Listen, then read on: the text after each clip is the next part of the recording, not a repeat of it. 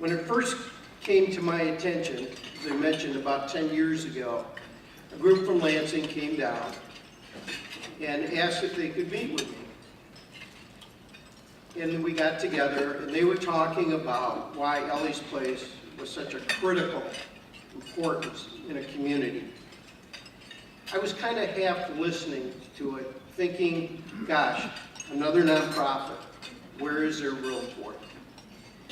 Well, it took me to that Sunday, a quiet moment in church, when I started to think about the things that I went through as a young person, losing my father, and thinking, gosh, no child should have to go through that alone, and in the way you do.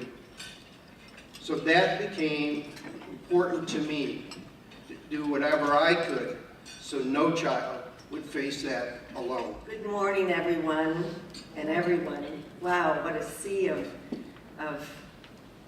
emotion that you're all feeling this morning, I'm sure.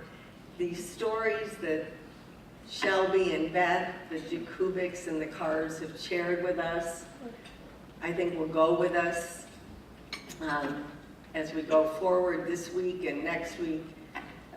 Thank you so much. This has been such a gift for sharing with us. Helen Louise Snow Stover, named for her paternal grandmother, was our fourth child. She became forever known as Ellie when we dropped the H and N from her name the day she was born.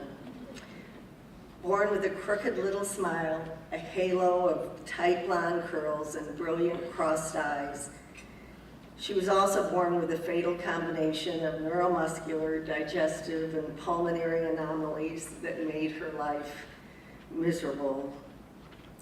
Grief and anxiety support surrounding this precious baby girl grew daily.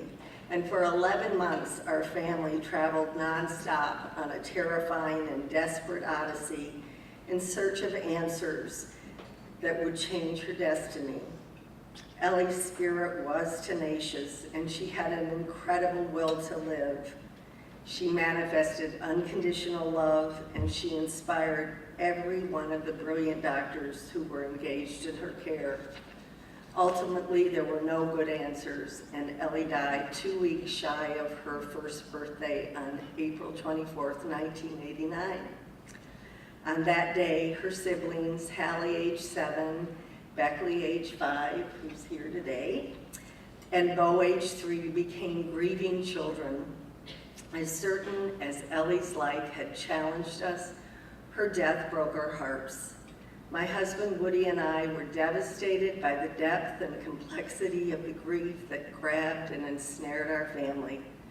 Through demonstrated angst, anger, tears, tantrums, silence, and screams, it became obvious that our surviving children were grieving too. In Michigan, there were no programs or agencies dedicated to addressing the needs of grieving children. As adults, we know that when someone you love dies, your life changes forever. But we also know that our life is not over because of that death. Young children don't have the experience or developmental understanding to know that their life will go on. The death of a family member can destroy a childhood. At first, friends, extended family, and teachers are sympathetic, supportive, and attentive. But then, sooner rather than later, they want, need, and expect that child to be happy and not preoccupied with the person who died. For children, it becomes easy to be left behind. As their friends move on and adults become less patient, grieving children feel isolated and often keep their feelings inside. They appear fine, but they aren't. Children are often referred to as silent grievers, and in order to survive Ellie's death, we desperately needed help. Luckily, at the time, the Junior League of Lansing had articulated a desire to support the needs of grieving children, so I enlisted in the mission. I took the lead and gathered a remarkable group of passionate volunteers to create a unique community resource in 1991. a healing center for grieving children, teens, and their families, which is now known as Ellie's Place. Fittingly and quite ironically, Ellie, E-L-E, reflects our extraordinarily important mission of embracing loss effectively. Thanks to the trust revealed and the empathy modeled while attending weekly support groups for 18 months, our family began to move forward. The energy and optimism necessary to get through the world and manage life's many up and downs returned to us. The kids felt empowered and safe, and together with other grieving children their own age, found ways to bear the unbearable, which meant living without someone they loved so much, their little sister Ellie. This morning we're here to support the opportunity for grieving children to learn about and cope with the power, persistence of their grief, to solidify memories of those who died, and to realize that they are not alone.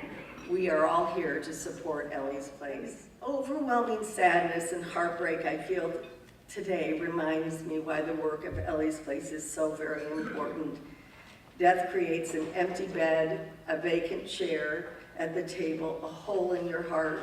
It impacts your sense of security and hope and so much more.